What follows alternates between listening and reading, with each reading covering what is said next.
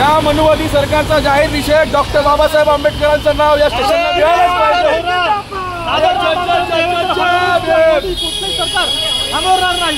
हे आंदोलन महानगरपालिकेच्या सभांमध्ये आम्ही यांच्या सभा होऊ देणार नाही, उधळून लावू।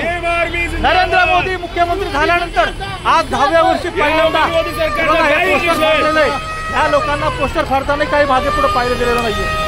डॉक्टर बाबासाहेब आंबेडकरचं नाव द्यायला काय प्रॉब्लेम आहे दादर रेल्वे? या मनुवादी सरकारचा जाहीर निषेध। जय जय जय जय जय भीम।